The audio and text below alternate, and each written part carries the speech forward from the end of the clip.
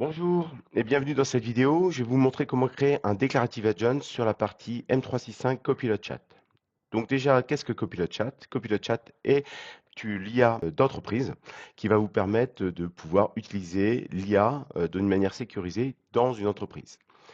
Quelle est la différence entre Copilot Chat et M365? C'est que comme là on l'a vu dans l'exemple, on ne peut pas aller voir avec cette IA directement les mails, les choses comme ça. L'IA n'est pas capable d'aller le voir. Pour le voir, en fait, on n'a pas de licence M365 Copilot. Il faut le savoir, cette licence, cet usage de M365 Copilot Chat est intégré dans Microsoft 365. Donc, pour créer un agent, nous allons utiliser il nous faut une facturation, parce que ça nécessite forcément une facturation. Et pour ça, nous allons aller dans la console de la Power Platform par le site aka.ms/ppac. Et donc, nous allons créer ce qu'on appelle un billing plan sur la partie Copilot Studio. Ici, nous allons choisir la partie Copilot Chat qui est dernièrement arrivée.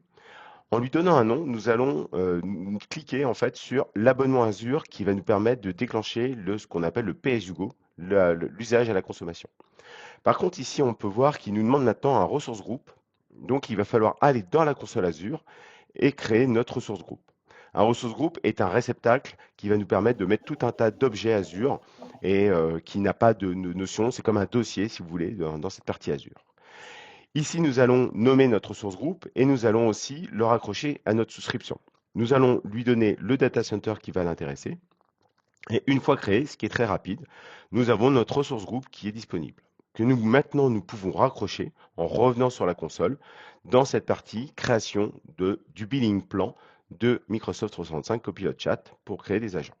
Il faut le savoir, dès que l'on va valider ça, il va nous créer un environnement spécifique qui s'appelle M365 Copilot Chat. Cet environnement nous permettra d'héberger nos agents que nous allons créer au fur et à mesure.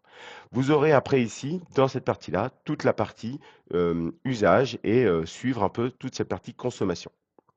Ici, vous pourrez retrouver votre billing plan pour potentiellement le raccrocher à d'autres environnements si vous en avez, si vous le désirez. Ici, nous n'avons que l'environnement Copilot Chat.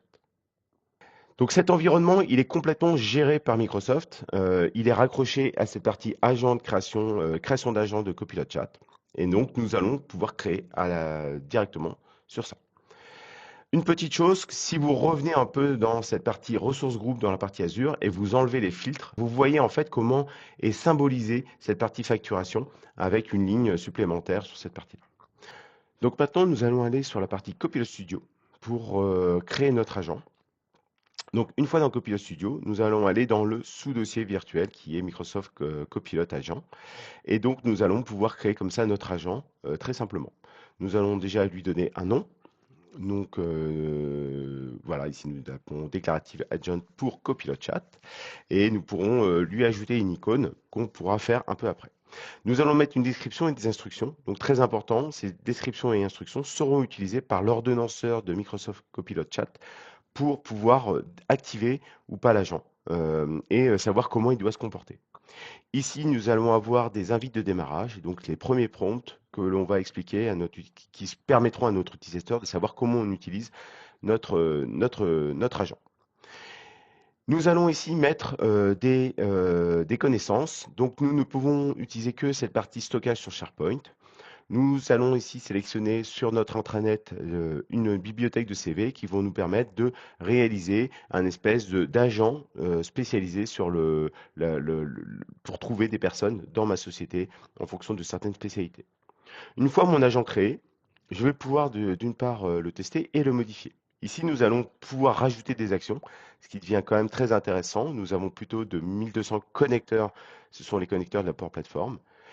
Ici, nous allons utiliser les connecteurs, le connecteur de récupération de la météo, qui reste relativement simple et qui permettent de pouvoir tester très simplement des choses. Nous lui donner un nom, d'accord, une description, toujours très importante, l'authentification qui sera forcément utilisateur, et ici, nous allons pouvoir le paramétrer. Par exemple, ici, nous sommes plutôt en unité, ce qu'on appelle métrique, pas impériale, donc nous bloquons la valeur à C, qui veut dire métrique. Tout le reste, on va laisser l'IA le gérer, d'accord? Vous avez la possibilité de le modifier et même derrière, vous avez la possibilité d'influencer l'IA, comment elle va pouvoir répondre. Ça reste du enfin, ça reste du standard et vous pourrez aller voir ça dans d'autres tutos. Une fois que c'est ça, ben, j'ai mon agent qui est disponible. Je vais pouvoir aussi là apporter une nouvelle phrase qui est cette gestion de météo pour expliquer à mon utilisateur que potentiellement il pourrait demander la météo.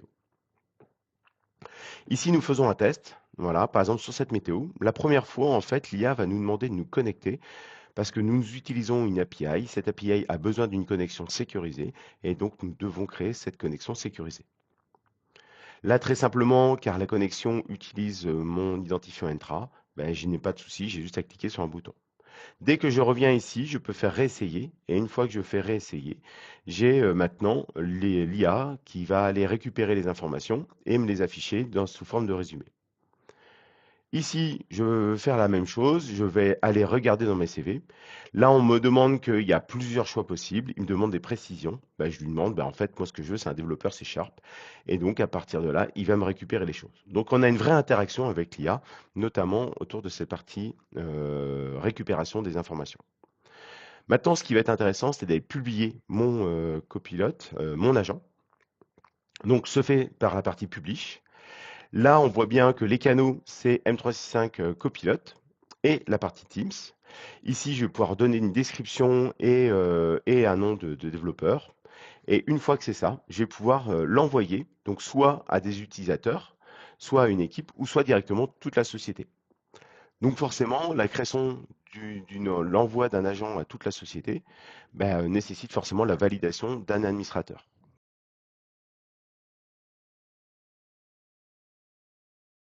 C'est ce qu'on va aller faire tout de suite sur la console Microsoft 365. Dans cette console, nous allons aller directement dans la partie Integrated App, d'accord? Et là, nous allons valider via la partie Teams. Vous voyez, il y a un petit lien directement qui vous envoie cette partie-là. Donc cette validation d'application peut se faire à différents endroits. Là, je vous montre un peu un chemin, mais il y a plusieurs chemins possibles. Là, je vais dans la partie Manage App et on peut voir en fait que déjà, il y a 3 applications qui ont été soumises. Et donc là, je vais pouvoir les chercher directement en mettant le filtre correct, en lui demandant un statut de tout ce qui a été soumis. Là, je vais retrouver mon agent qui est pour l'instant bloqué. Voilà, tant que je ne l'ai pas validé par l'administrateur, il sera bloqué.